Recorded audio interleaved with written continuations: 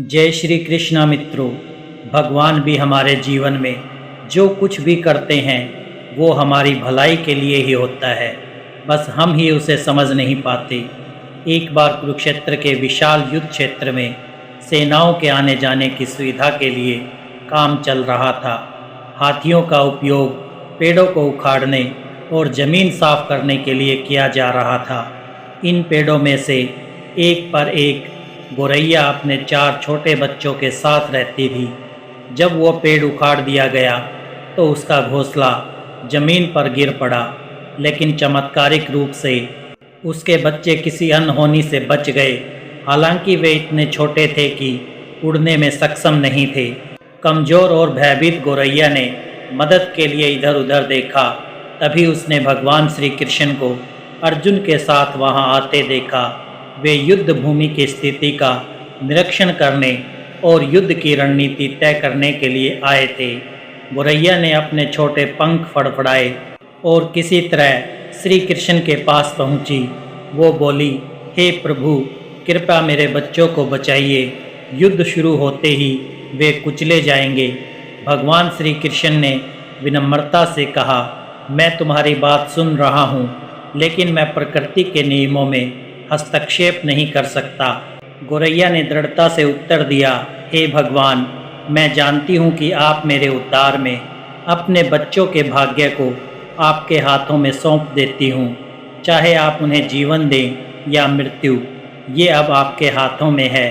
भगवान श्री कृष्ण उनकी भक्ति से प्रसन्न हुए और बोले, अपने घोंसले में 3 सप्ताह के लिए भोजन का संग्रह कर लो। ये सुनकर गोरैया ने कुछ मिनटों तक अपने पंख फड़फड़ाए और फिर अपने घोंसले में वापस चली गई। 2 दिन बाद शंख की आवाज़ के साथ युद्ध आरंभ हुआ। श्री कृष्ण ने अर्जुन से कहा, अपने धनुष और बाण मुझे दो। अर्जुन हैरान हो गया, क्योंकि श्री कृष्ण ने युद्ध में हथियार न उठाने की शपथ ली थी। उसने कहा, हे प्रभु, मेरे तीरों के लिए कुछ भी अभेद्य नहीं है, आप मुझे आज्ञा दें। श्री कृष्ण ने चुपचाप अर्जुन से धनुष लेकर एक हाथी की ओर निशाना साधा, लेकिन हाथी को मारने की बजाय तीर उसकी गर्दन पर बंधी घंटी से टकराया, जिससे एक चिंगारी निकली। अर्जुन मुस्कुरा उठा, क्योंकि उसे लगा कि श्री कृष्ण का निशाना चूक गया। अर्जुन ने तीर छोड़ने का प्रस्ताव दिया, लेकिन श्री कृष्ण ने उसे रोक दिया और धनुष वापस कर दिया। अर्जुन ने पूछा, हे केशव, आपने उस हाथी पर तीर क्यों चलाया? श्री कृष्ण मुस्कुराए और बोले, क्योंकि इस हाथी ने उस गोरैया के घोंसले को गिरा दिया था। अर्जुन को ये बात समझ नहीं आई, क्योंकि हाथी तो अभी भी जीवित और स्वस्थ था, लेकिन श्री कृष्ण ने उसे अनदेखा कर दिया और शंख फूंकने का निर्देश दिया। युद्ध अगले 18 दिनों तक चला और अंततः पांडवों की विजय हुई। युद्ध समाप्ति के बाद श्री कृष्ण अर्जुन को युद्ध भूमि में भ्रमण के लिए ले गए। युद्ध के मैदान में बिखरे शव अंतिम संस्कार के लिए प्रतीक्षारत थे और पूरा क्षेत्र निर्जीव शरीरों, बेजान सीढ़ियों और हाथियों से अटा पड़ा था। श्री कृष्ण एक स्थान पर रुक गए और एक हाथी की घंटी की ओर इशारा किया। उन्होंने कहा, अर्जुन, क्या तुम मेरे लिए इस घंटी को उठा सकते हो?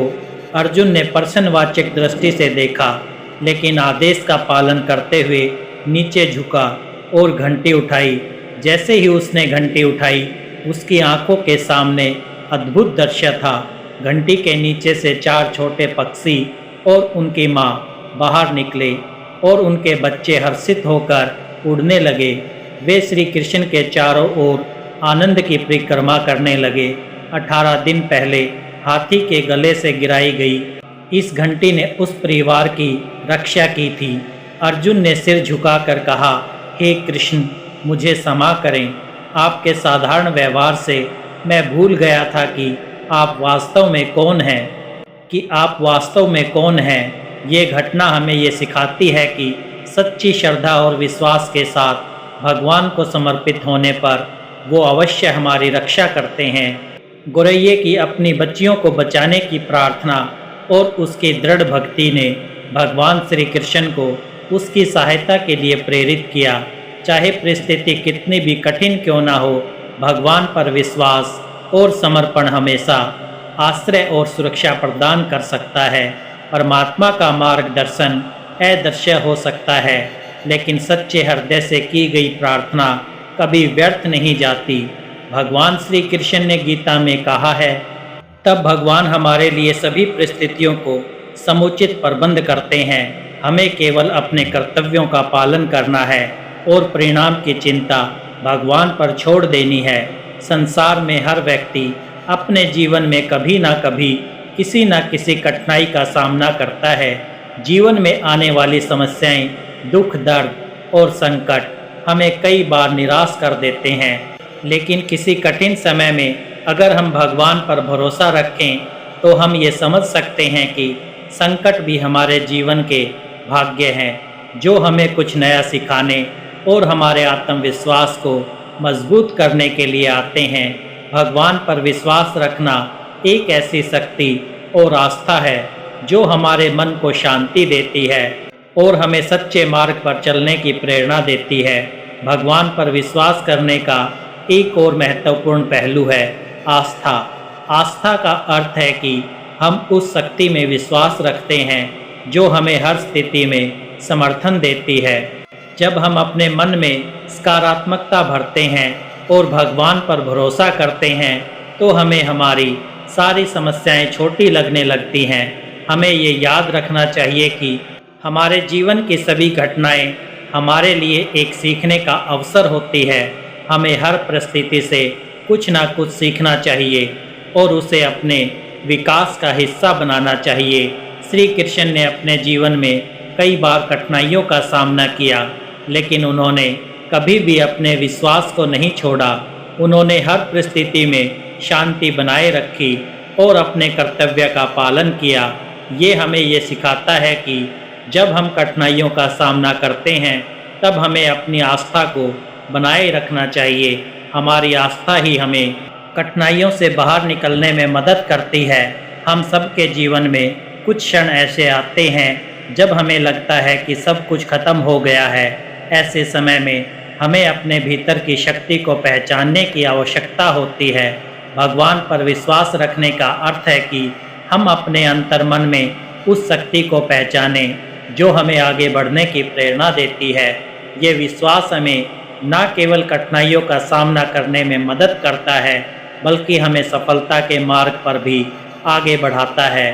श्री कृष्ण का जीवन एक उदाहरण है कि कैसे उन्होंने अपने भक्तों को हमेशा प्रेरित किया, चाहे वो अर्जुन हो या कोई अन्य भक्त। हम सभी को ये समझना चाहिए कि जीवन में सुख और दुख दोनों ही आते हैं, लेकिन भगवान पर विश्वास रखने का मतलब ये है कि हम दोनों स्थितियों में स्थिर रहें। जब हम कठिनाइयों में होते हैं तब हमें अपने विश्वास को और मजबूत करना चाहिए, और जब हम सुख में होते हैं तब हमें कृतज्ञता के साथ भगवान का धन्यवाद करना चाहिए।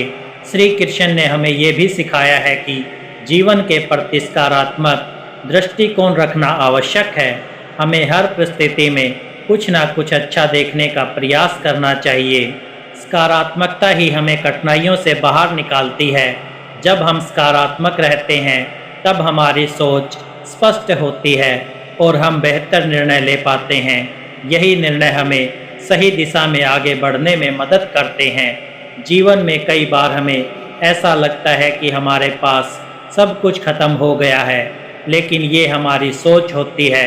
वास्तविकता में भगवान हमारे साथ होते हैं और वो हमें निरंतर शक्ति प्रदान करते हैं। हम उस शक्ति को पहचानें और उसका उपयोग अपने जीवन को सकारात्मक दिशा में ले जाने के लिए करें। भगवान श्री कृष्ण ने ये भी कहा है कि मनुष्य का सबसे बड़ा शत्रु उसका अपना मन है, इसलिए हमें अपने मन को नियंत्रित करने और उसे सही दिशा में लगाने की आवश्यकता है। ये तभी संभव है जब हम अपने मन में भगवान का निवास स्थापित करते हैं। जब हमारे विचार शुद्ध और सकारात्मक होते हैं तब हमें न केवल मानसिक शांति मिलती है, बल्कि हमारा जीवन भी आनंदमय हो जाता है। भगवान पर भरोसा करने का अर्थ है कि हम अपने जीवन के हर पहलू में उनकी उपस्थिति को महसूस करें। हमें ये मानना चाहिए कि वे हर समय हमारे साथ हैं, हमारी देखभाल कर रहे हैं और हमें सही मार्ग दिखा रहे हैं। श्री कृष्ण कहते हैं कि तुम्हारे आंसू बहाने से तुम्हारी किस्मत नहीं बदल सकती, किस्मत तो तुम्हारे कर्मों से ही बदलेगी। इसलिए चिंता छोड़ो और रोने में अपनी ताकत बर्बाद करने की बजाय उस ऊर्जा का सही इस्तेमाल करो और समाधान खोजो।